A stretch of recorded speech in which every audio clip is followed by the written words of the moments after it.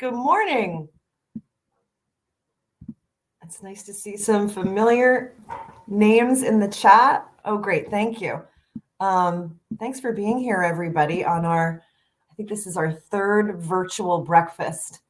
And, we're really hoping that next year we'll be in person, but in the meantime, we are really glad that you're with us this morning.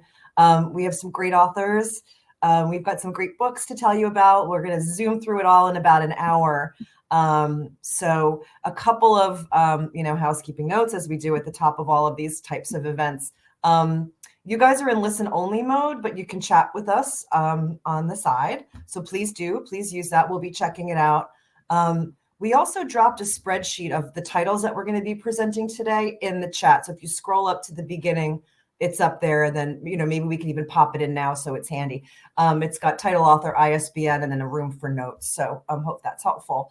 And then, of course, all of our stuff, all of our picture books, all of our novels and nonfiction titles are available for you to look at on NetGalley or Edelweiss. So you're probably already signed up. If you're not, sign up. If you say you're a librarian or an educator of any kind, you're automatically approved. Sometimes it takes about a day to do it. And then you'll have access to all of our things. So if you're not already signed up to one or both of those platforms, really do so, because that's where you can see all the things. And then speaking of Edelweiss, we're only presenting like a tiny fraction of the books that we're publishing in the first half of the year. We put a collection together of other titles that we'll have. So spend some time, if you can, looking through some of the other books that we were not able to get to today. Okay, housekeeping over. And now let's get started. I want to first hand the mic over to our president and publisher, Suzanne Murphy, who has some special words for us. Thank you, Patty. Good morning, everyone. It's great to be gathered together with all of you here. And I hope to see you all in person sometime, this year, maybe, hopefully. In a year full of changes for all of us here at HarperCollins, we had a very big, exciting change last year when Houghton Mifflin Harcourt Books merged with us. And for the children's division, that meant welcoming the children's team there, now under the umbrella of Clarion Books Group, which includes Clarion Books and Diversify imprints. And we really couldn't be more thrilled about it. We've long admired Clarion Versifier books on legendary authors like Lois Larry, Linda Sue Park, Chris Van Allsburg, Gary Schmidt, Kwame Alexander, Mary Dawn Hawning, David Wiesner, and Stephen Jenkins, who we lost earlier this month, but whose legacy will live on in his beloved books for children. We're always thrilled to welcome the blazing new talent on the Clarion and Versify lists. And with us today is Raoul III and Tracy Chee, who you'll meet this morning, along with Harper Alley author Johnny Christmas. We're so proud and honored to have our Clarion and Versify colleagues join us. They're authors and illustrators. We'll care for the Clarion and Versifier books the way we care for all of our books, authors, and illustrators. And Patty and her fantastic team will make sure that we don't miss a beat in this transition. And you'll please reach out to them with any questions. You can even reach out to me too. I would love to hear from you and let us know how it's going. And any questions that you have, we're here for you.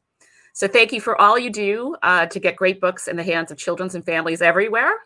And have a great conference. And now back to you, Patty.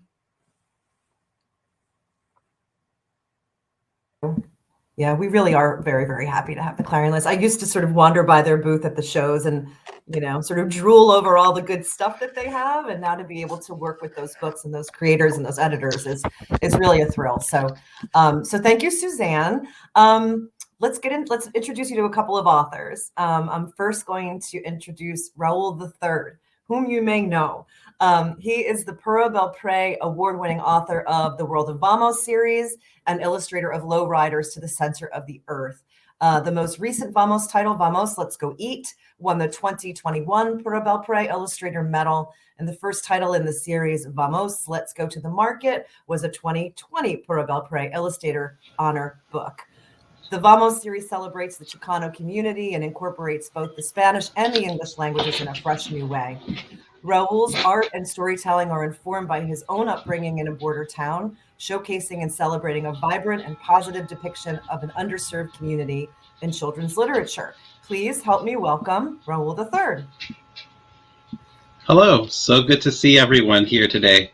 I'm incredibly happy to be here, and I just want to do a quick recap because last year we had an incredibly busy year in the world of Vamos. We started out with Training Day, moved on to Tag Team. These were our early reader titles.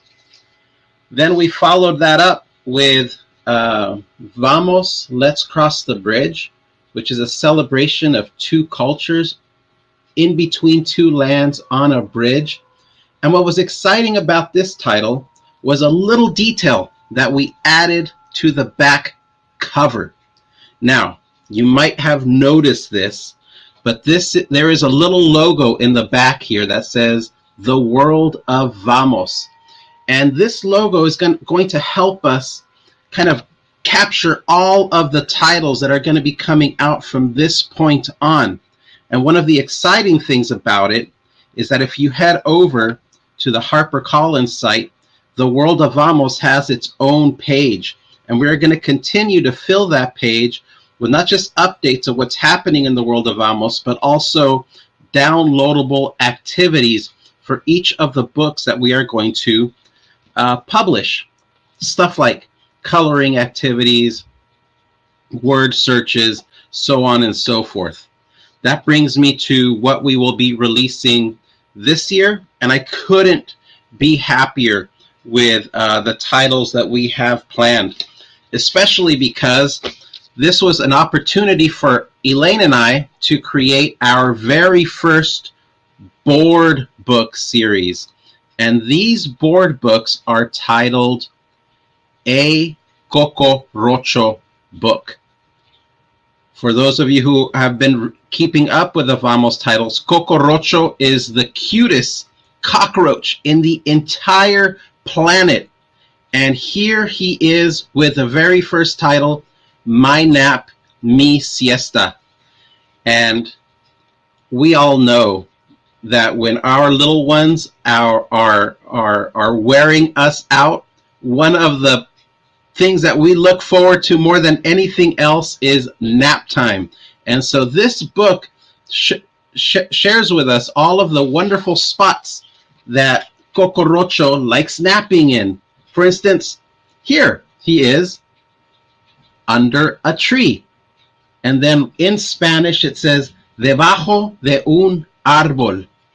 And on we find all of the wonderful spots that Cocorocho sleeps in. Here he is with my friends, con mis amigos. So these books show us both the English text with the Spanish text on one spread. So immediately our little ones can begin to learn how to say words in both English and Spanish.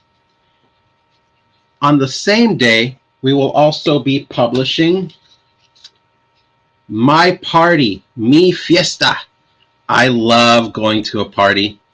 I loved going to my abuelita's huge Mexican parties that were filled with mariachis and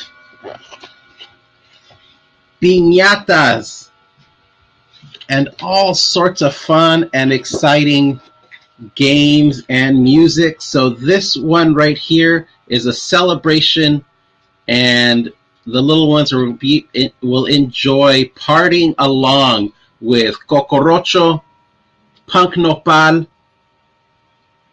the Burro Corn, and Little Lobo. And then later on in the year, we will release the third El Toro and Friends book, and this one is called, what is it called? Can't remember. Oh, wait, it's called Team Up. And what I love about this book is we will introduce El Toro and his friends when they were young kids, and we'll get to see how they met and how they became the wrestling team that we all know and love. So I hope that you'll join us on these adventures, and thank you so much.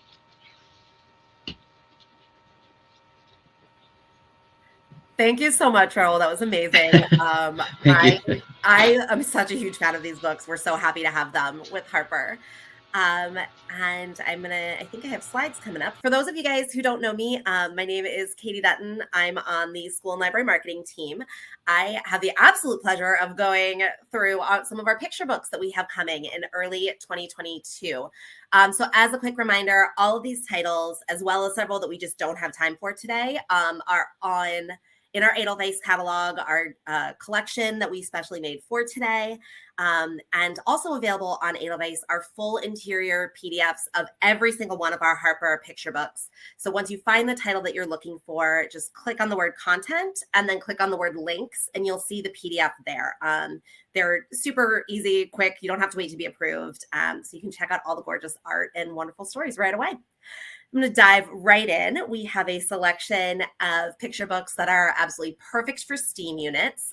We know those are such in demand. We love them. Building is Henry Cole's follow-up to the gorgeous Nesting. This one follows a family of beavers as they do what beavers do best, build. A Mouthful of Minnows is a humorous tale of a snapping turtle named Alfonso who uses his worm-like tongue to lure minnows into his mouth for breakfast. It's humorous. It is surprising. It has a really, really fabulous twist ending. It's absolutely gorgeously illustrated. Our good friends Kevin Henkes and Laura Dronzik return in Little Houses, a heartwarming story about wonder, curiosity, and the hidden treasures of the sea.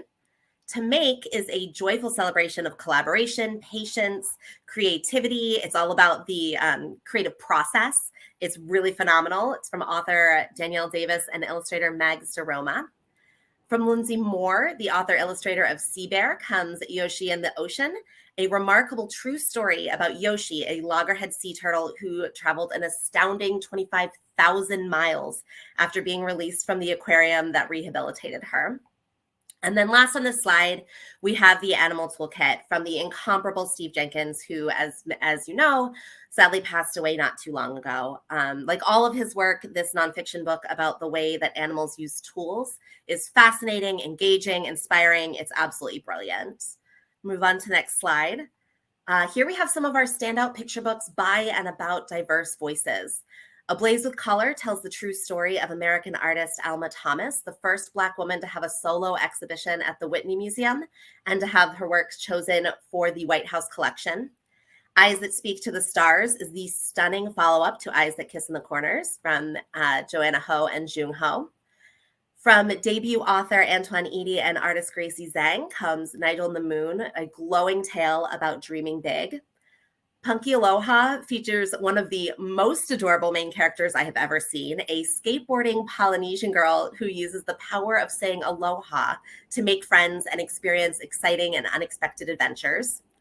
Night on the Sand is a tender tale of community and resiliency in which two brothers who become refugees find hope in their bond with each other and through the connections with the people they encounter. And looping back up to that top row, we have Gigi and OGG. This is the first in a brand new I Can Read series by author-illustrator Melissa Awai. This series follows Gigi, a biracial 6-year-old girl who learns about her Japanese culture from her grandfather when he comes to visit. We are super excited to be expanding our classic I Can Read series to include more diverse representation. I think you're going to absolutely love Gigi. I can't wait for you to meet her. And moving on to the next slide. Finally, in the picture book section, we have some new books from notable creators. Stacey Abrams, of course, Stacey's Extraordinary Words hit shelves last month. It's absolutely fantastic and beautiful and wonderful.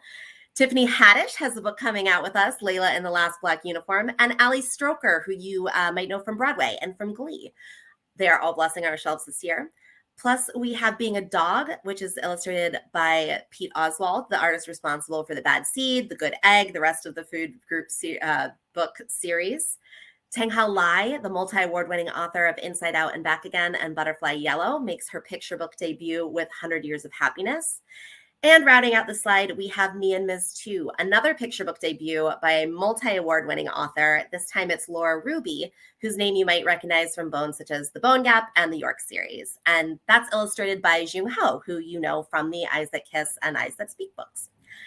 So that's me for picture books. And I'm handing it back over to Patty, I believe, to introduce our next special guest.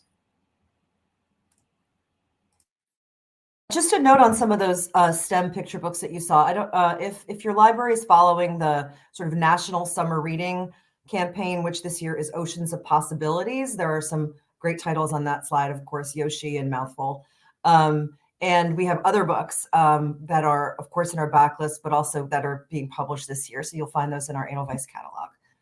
Okay. All right. We're going to move on to middle grade. And we're going to move on to an author who has the coolest name of any author I think I've ever worked with, and that is Johnny Christmas. Johnny Christmas is a best-selling graphic novelist, best known for co-creating the series Angel Catbird with celebrated writer Margaret Atwood. And he's also adapted William Gibson's lost screenplay for Alien 3 into a critically acclaimed graphic novel of the same name. He was nominated for the Outstanding Cartoonist 2019 Joe Shuster Award for his graphic novel Firebug. His newest title, Swim Team, is his middle grade debut, and it's sort of Bad News Bears meets New Kid. Learning to swim is a very serious issue in the Black community. Longstanding issues of race and class have meant that pools are either not present in Black communities or are poorly maintained. Johnny's inspiration for Swim Team was to encourage young African-American children to get in the pool and learn to swim. He's going to tell us a lot more about it. Please help me welcome Johnny Christmas.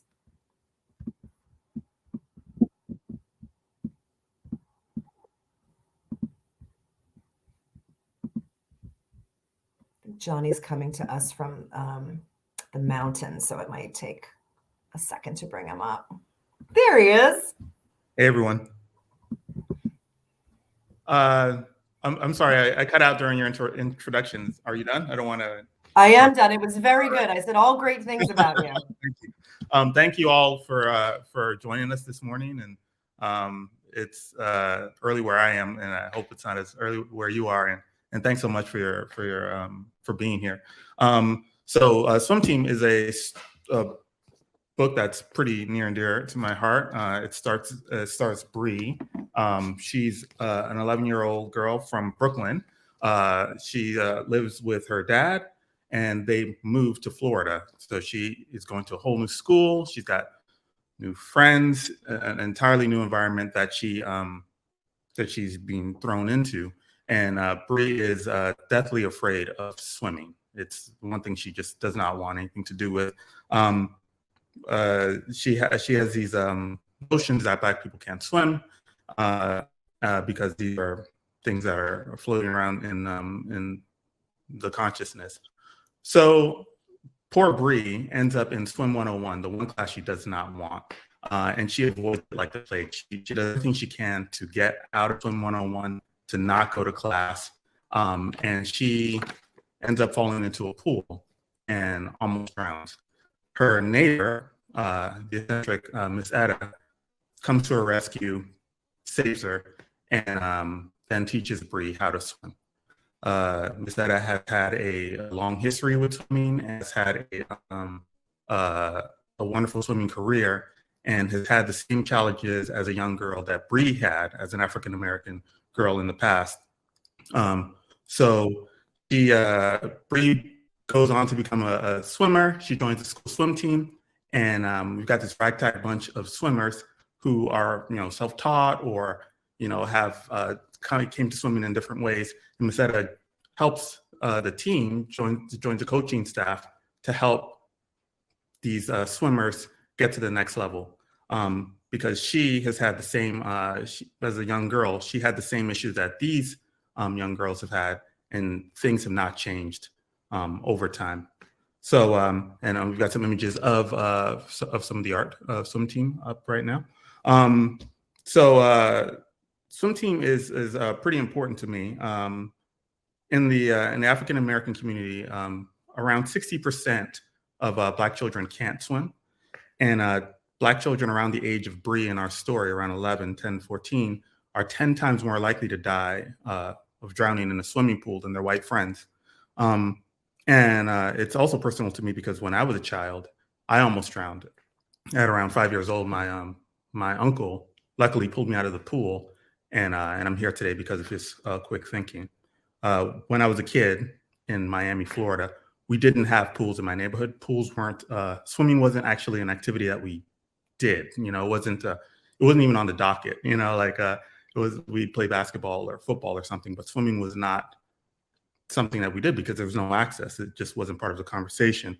And as I've researched swim team and went along, would talk to other Black people I knew about swim team, it was eerie how many of them told me that this was their story, that they'd fallen into a pool, that they'd had issues around the water, that they've had a whole life away from the water because of early challenges in access. And I myself, it wasn't until I became an adult that I took adult swim classes. And even to this day, I'm not a very strong or confident swimmer, but it's something that it's vitally important and something that's pretty near to my heart. If I was a swim coach, that's how I would help out the cause, but I don't. I tell stories, and this is the way that I can help. So Stephanie's showing some slides, and we can take through some of the slides, and we can go through some process. So with the swim team, usually I work traditionally for most of my career, traditionally being Bristol board, India ink, and watercolor to apply the ink onto the board. But with swim team, I try to do something a little bit different, and I moved completely digitally. So what you'll see are some, so I started with thumbnails, which are very tiny drawings of the entire comic book, so you can see it all laid out after it's scripted. And then from there, you enhance the thumbnails to the pencil stage, where you get all the acting and you get all the, all the nuance, and you illuminate what you're trying to say a little bit better through the pencils. After that, you go to the inking stage, which is my personal favorite stage of the process, because it's getting closer to the final. It's getting, when you put it down, especially traditionally, when you put it down, it's ink. Digitally, you have a little bit of grace where you can Command Z and undo, but still I try to keep that same energy there. And then at that point, I kick it over to our wonderful colorist on swim team, Hillary Jenkins, who, unlike me going digital on swim team, she went the complete opposite and went 100% traditional. She's using acrylic paints, she's using watercolor, she's using gouache, and you get this very warm, beautiful color that you see on top of swim team, which is just it's a feast for the eyes, especially when she does the water stuff. She's got this traditional sort of training with color palettes and the color theory. So you get light reflected back off the pool onto the characters, and all these wonderful little nuances that I think make swim team really stand out from a lot of other books. So we've got, there are some pencils of Bree and her dad. They just moved to Florida. She's kind of, down and out. She doesn't know this whole new world that's going on. She's got new friends. She's trying to make friends, and dad's, working 2 jobs, so she doesn't get to see him very much. Like my immigrant parents, they were always working, so they were always doing their best to put food on the table. But a lot of times we didn't have as much time with us maybe we would have wanted. So she kicks it out to the community. We've got Etta helping out. She's the eccentric neighbor who lives upstairs and has had a long history of swimming and is taking it upon herself to bring Bree into the world of swimming, because she doesn't want to see happen to Bree what's happened that she's seen in her entire life with young Black children. So we've got one of the swimming sequences here where Miss Etta is showing Bree, getting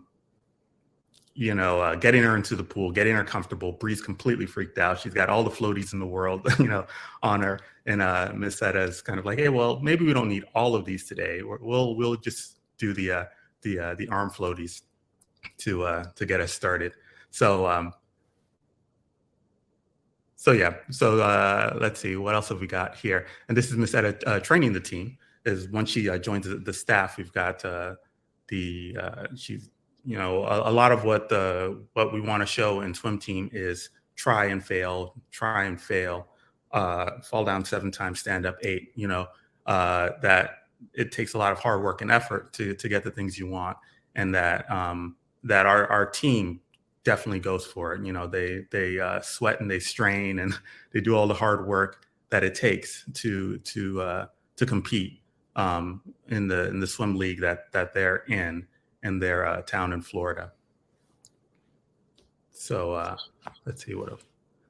Oh, let me know if I'm going over on time, or I think we're still good, right? Okay, so we've got a swim sequence here with this one was a really fun one to do. We've got some underwater shots of Bree swimming, and here you can really see what Hillary's doing with the color here, and we've got the warmth of the above pool sequence, and we've got the cool underwater, and we've got some great action going on. And we've got some interpersonal drama here because the team's having hard times, but Bree still has to perform at her highest level, even though she and her teammates are kind of having a rough go of it in terms of friendship kind of coming undone. A big part of the story is that to be a good relay team is kind of what they're trying to do. Her and her bunch of friends, they've got to be as tight outside of the pool as inside of the pool. So a lot of times their issues outside of the pool come into the pool, and vice versa, and they have to work their best to try and bring it all together. And here's a sequence where Miss Etta meets up with her old teammates, and Miss Etta's story is an interesting one because she was in a neighborhood that started to integrate over time, and so we had Black families, white families before a lot of white flight had the white families move away. But the tensions within that overlap created some problems for her swim team that they couldn't fully realize their potential in the past. So Etta and her team and her old team are doing their best to make sure that things are better for Bree and her team as they come along as the next generation. Here's Bree and her team going to the state championship, and they are taking in the crowd for the first time, and they're not sure if they belong there, but they're going to give it their all. And I love this shot so much with Bree. The rest of the team, they're getting in position. We've got the personality of each one of our team members here. We've got Keisha, who's like confident. And she comes from a more well-to-do background, and she's like born to this. We've got Clara, who is, all effort, 100%, probably the best natural swimmer of the team, and she knows what she's doing. Philippa is like the strength, the comedy relief of the team, and then we've got Bree, who's kind of our audience stand-in, who's new to this world, and she's trying to take it all in, and it's coming at her fast, but she's having a good time of it. She's got her friends, and she's got Miss Ed, and she's got her family, and a big part of it, her and her dad finding a way to come together and spend time together and enjoy this new hobby together. And the biggest of the story in the end is that dad isn't spending as much time at the pool because dad doesn't swim either, and that is another part of the story that parents who don't know how to swim generally have children who don't know how to swim. And I think a big part of what we're trying to do is get swimming radiated out throughout the entire community. So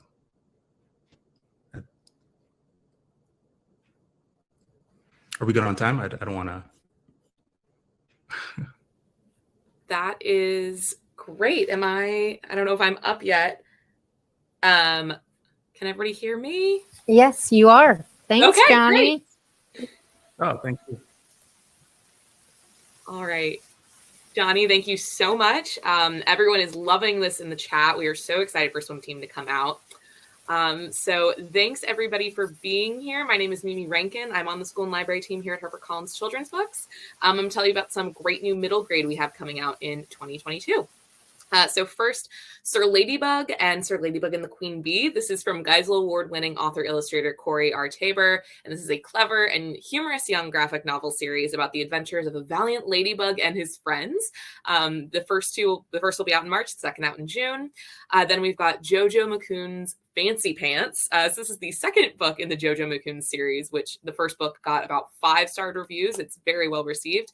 This is from author Don Quigley, who is Ojibwe, and illustrated by artist Tara Audibert, who is Wallace Toki. And this is the irrepressible Jojo is determined to learn how to be fancy before her aunt's wedding, but with her own particular flair. And then next we've got New York Times bestselling author Mac Barnett and artist Sean Harris. What an amazing duo. They're teaming up for a hilarious full-color POV middle grade graphic novel duology of space adventures in The First Cat in Space Ate Pizza. And then Just Right Jillian from Clarion, which we are so excited about.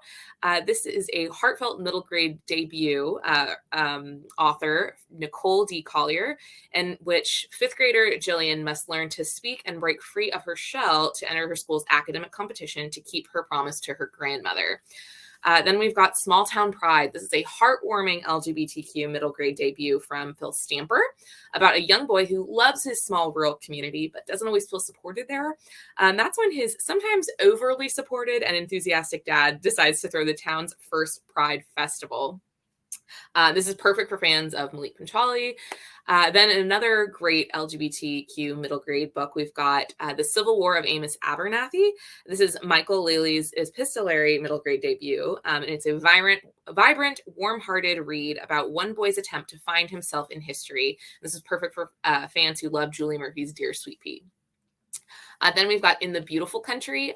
So in the vein of novels in verse by Tang-Ha Lai and Jasmine Warga, and inspired by the author's own experiences as a young immigrant from Taiwan, this heart-wrenching story explores the stark contrasts between the American dream and its reality. Next slide, please.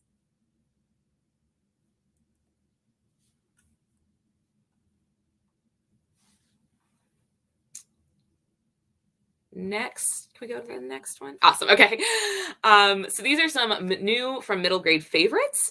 So we've got Anybody Here Seen Frenchie? This is the award-winning author of The Truth is Told by Mason Buttle, Leslie Connor, and she's created another big-hearted, beautiful, and funny novel told from multiple viewpoints about neurodiversity, friendship, and community. Then we've got Just Harriet. This is from the award-winning author of A Boy Called Bat. And it's about that same age group as well. This is a new young middle grade series from in the tradition of Ramona, Clementine, and this stars an unforgettable girl named Harriet. Then we've got Falling Short. This is the sophomore novel from Pura Belpré award-winning author Ernesto Cisneros, and it brings laughs, real-world issues, and tons of heart in equal measure to the story of two close friends who must rely on each other to become the versions of themselves they want to be. Then we have A Duet from Home. This is from the New York Times bestselling creator of the Vanderbeekers series, and this is a triumphant tale of friendship, healing, and the power of believing in ourselves, told from the perspective of biracial 6th graders June and Tyrell, 2 children living in a homeless shelter. As their friendship grows over a shared love of classical music, June and Tyrell confront a new housing policy that puts homeless families in danger. Then we've got The Turtle of Michigan. This is the companion novel to the award-winning The Turtle of Oman from National Book Award finalist Naomi Shihab Nye. This deft and accessible novel follows Arif as he travels from Muscat, Oman to Michigan and adjusts to a new life and a new school in the U.S. Then we've got The School for Whatnots. Master of suspense and middle grade thriller author Margaret Peterson Haddix delivers another page-turning and standalone adventure. The School for Whatnots is about a school where privileged children learn alongside robots who appear to be real children. In classic Haddix fashion, things aren't quite what they seem, and twists and turns in the story expose truths about privilege, humanity, and friendship. It is wild, but in the best way possible. And then finally, we've got Those Kids from Fawn Creek. This is by the winner of the Newbery Medal for Hello Universe and a Newbery Honor for We Dream of Space, Aaron and Trotta Kelly. This contemporary school story set in a small town, Louisiana, is about friendship, family, lies, and being true to yourself and your dreams. It's a tour de force from a best-selling and award-winning author, and that will appeal to fans of Kate DiCamillo and Rebecca Steed. So these are available for request on both Edelweiss and NetGalley. And if you have any questions, my email will be on the final slide of our presentation. Thank you so much for being here today.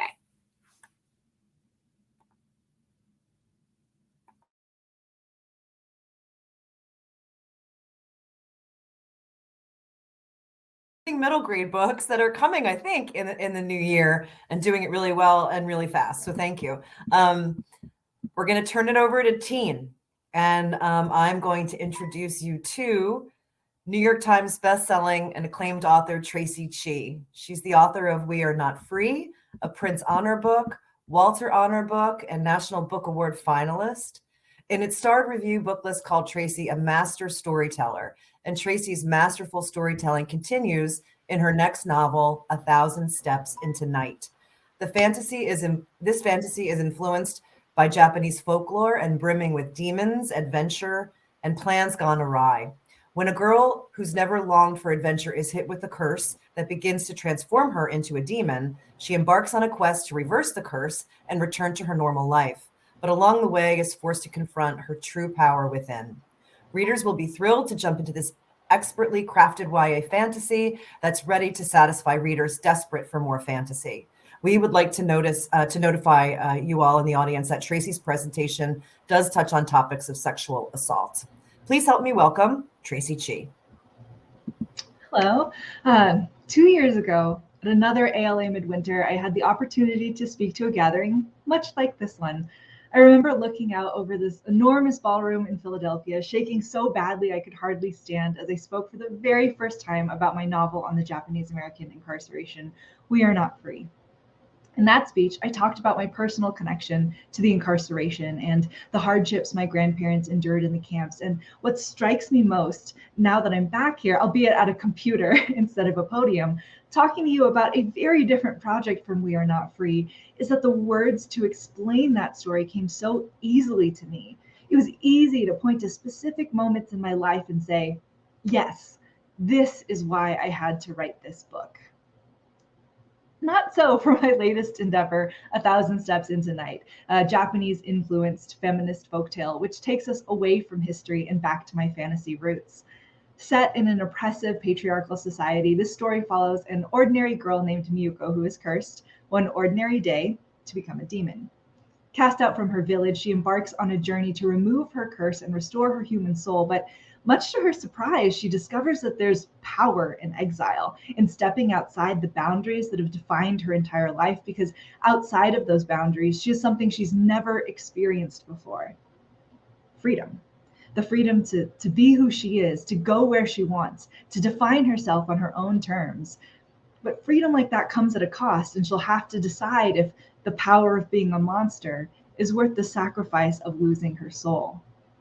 I love so much about this story. I love how loud and clumsy and headstrong Miyuko is. I love the eccentric cast of demons and spirits she meets on her journey. I love how the adventure keeps twisting and turning in surprising ways. But for months, I have been struggling to figure out exactly what I want to say about it. And it wasn't until recently that I realized my struggle was not for lack of things to say, but far too many. Unlike with We Are Not Free, I couldn't point to a single moment that inspired this book, because this book was inspired by a whole lifetime, my lifetime, with all the restrictions and frustrations and rage that come with being a woman in the United States of America. You see, the inspiration for this book, my little patriarchy smashing fantasy story, isn't just one thing, it's many. It's being in elementary school and having my dad make me watch TV specials on defending yourself against sexual assault. It's being groped at a 7th grade dance and getting in trouble when I tried to fight back. It's being in high school and learning to hold my car keys in my fist.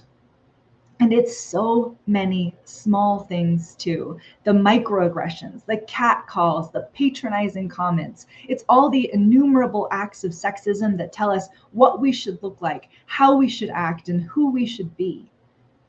And for me, that's the beating, searing heart of 1,000 Steps. It's a romp, yes, through a magical made-up world populated by magpie spirits and malevolence demons, but it also interrogates our patriarchal structures, our hierarchies of power, with the kind of blazing incisiveness that speculative fiction does at its best.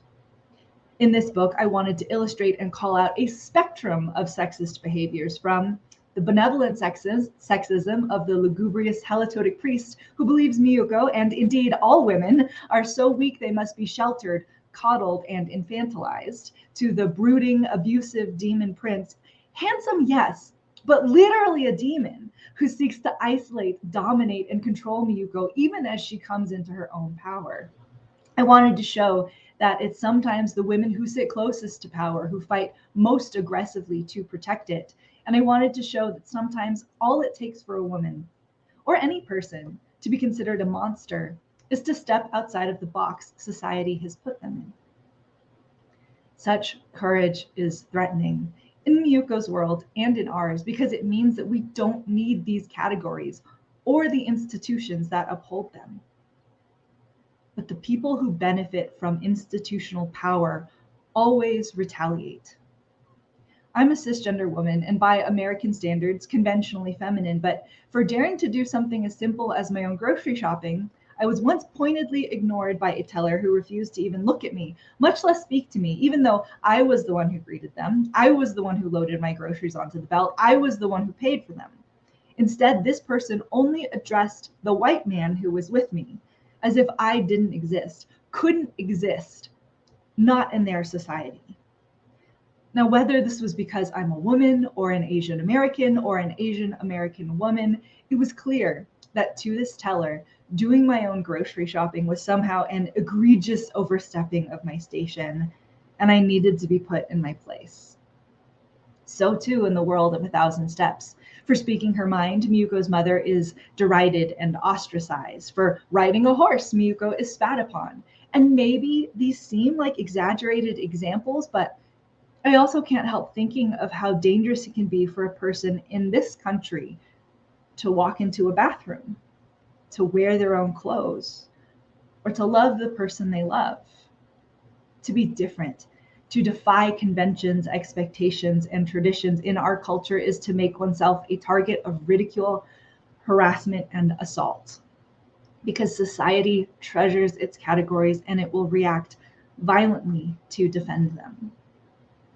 Which begs the question, what do we do about it? In the book, Miyuko turns into a literal monster, a demon who can drain the life from anything, mortal or spirit, with a single touch. She can kill gods if she wants to. She can certainly dismantle the patriarchy. Throughout all her adventures, however, she tries so hard not to use this power, and not just because going full demon means she'll lose her humanity and all the foibles she's finally learning to love about herself. It's also because she understands instinctively that if fear and violence are the problem, they may not necessarily be the answer, or certainly not the only answer. That's a question I continue to struggle with. How do we unmake the violent, oppressive structures that have terrorized our entire lives without resorting to violence and oppression ourselves? One possibility is the reimagining of our heroes. Maybe they aren't exceptional. Maybe they don't act single-handedly. Maybe they don't win by pure force. Miyuko's story is in part a rejection of that lone hero's journey. For her, strength lies in solidarity. Although she is awkward and unsure of herself, throughout the novel she reaches out again and again and again. She asks for help. She helps others. She listens, empathizes, learns, and forms relationships with allies across the mortal and spirit realms, so that when she finally reaches the showdown with the big bad, she isn't alone. You see, her true power doesn't lie in her supernatural abilities, although those are pretty great. It lies in her ability to forge connections. It lies in the people at her side. Now, maybe this isn't what everybody expects out of a fantasy heroine or a feminist patriarchy smashing adventure story, but I hope that by defying those expectations, this book encourages us to interrogate ourselves and our society, to reimagine who we could be and what our world could look like if we were to rid ourselves of the oppressive institutions that currently shape us. To that end, I hope 1,000 Steps offers another vision of what courage, power, and patriarchy smashing can look like. And I hope it looks something like humility, solidarity, and collective action, where even the most ordinary of us can be heroes. Thank you.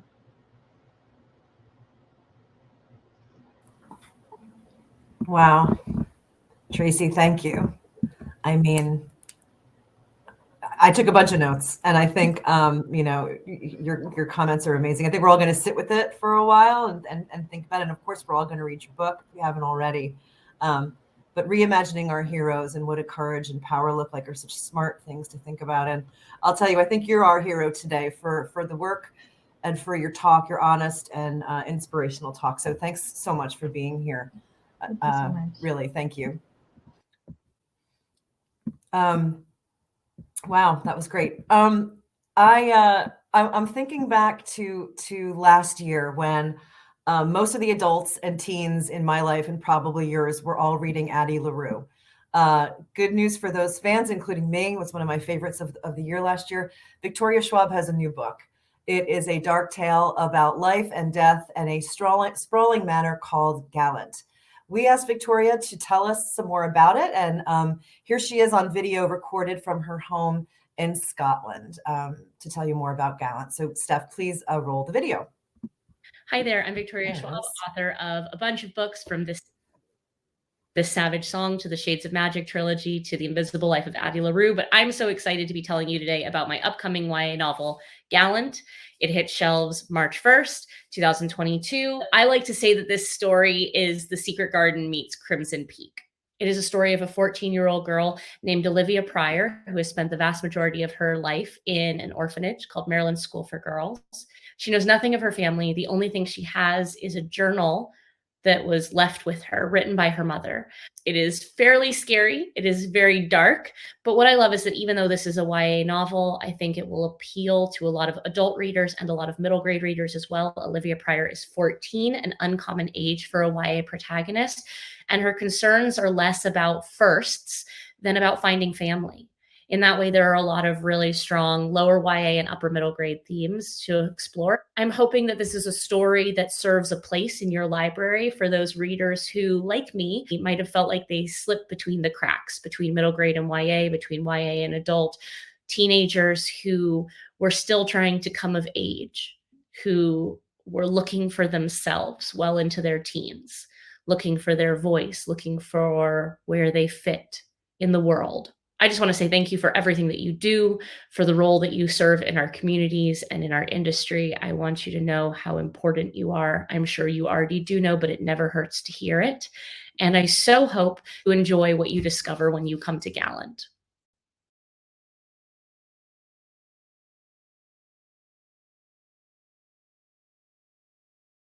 It's a little bit of a crapshoot in these virtual events.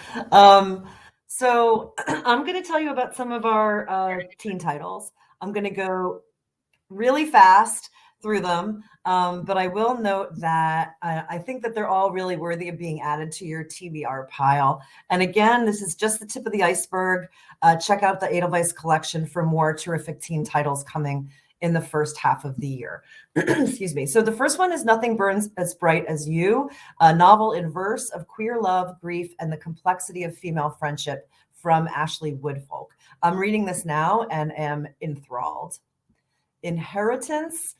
This is the author of The Poet X, Elizabeth Acevedo, brings her most well-known spoken word poem to the page, and it's paired with colorful art by Andrea Pippins, and it's all wrapped up in a gorgeous package with the most powerful message of self-love and the rejection of colonized beauty. I think this is perfect for her legions of fans and for poetry and confidence-boosting units. Next is Private Label, or sort of below, I guess, is Private Label by Kelly Yang. It's a YA romance about a Chinese-American girl who gets help from the new boy in town to search for her dad after her mom is diagnosed with cancer. This is a beautiful and complex mother-daughter story, and like she did so well in Front Desk, Kelly is drawing from a deeply personal place for the aspect of the story. Next is The Chandler Legacy by Abdi Nazimian. The Stonewall Honor-winning author of Like a Love Story sets this story in the enclosed world of privilege and silence at an elite boarding school. and it focuses on an unlikely group of friends who dare to challenge the status quo through their writing group. And this is actually based on Abdi's own life. He too went to a very fancy boarding school, and some good things happened to him there and some bad things happened to him there. And the novel is great. I don't know if you were as much of a fan of Like a Love Story as I was, but it's a terrific follow-up to that book. Joanna Ho launched into the children's book world last year with Eyes That Kiss in the Corner. She was actually one of our speakers at this breakfast last year. Some of you may remember. And she's followed that bestseller and award winner with more picture books. And here we have Joanna's first YA novel that explores themes of racism, classism, friendship, and mental health in an achingly powerful way. You may remember that Joanna herself is an educator and a diversity and inclusion expert, and so works with kids all day long, knows how they talk, knows what they think. All of that really shines through in this novel. It's definitely one I would add to my pile if I were you.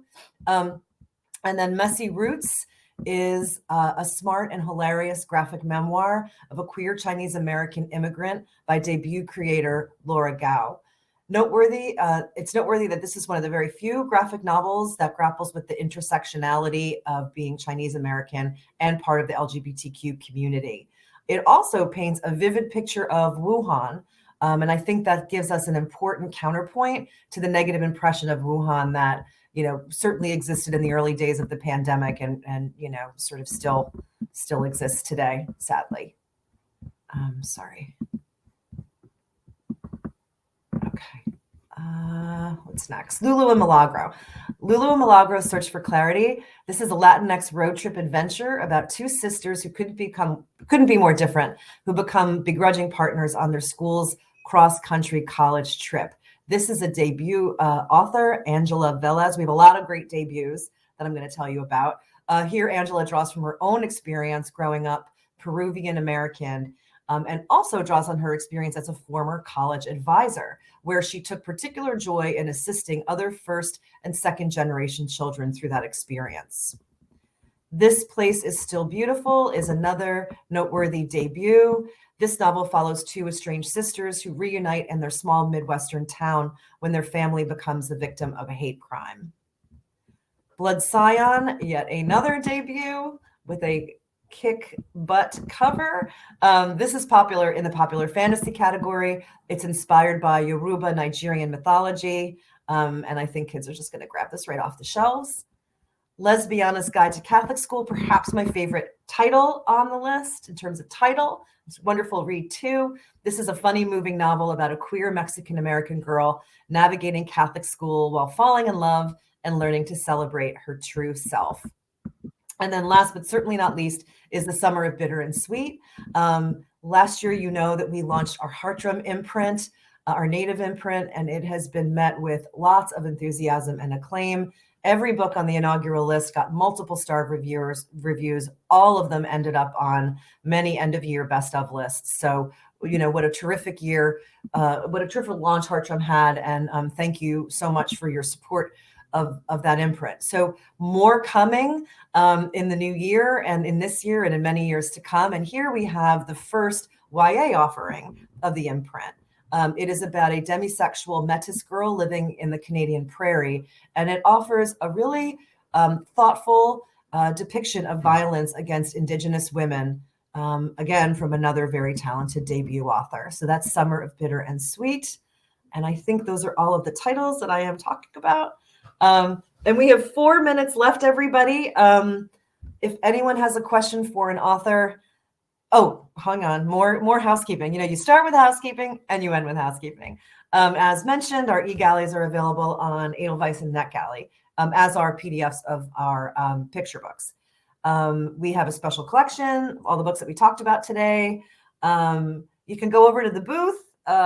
It's not the greatest, I don't know. The platform is weird, everybody, but we do have some great materials there. Like we put a lot of our educator guides and some other things in the booth. So go check it out. Come visit us. We'll be lonely if no one visits us.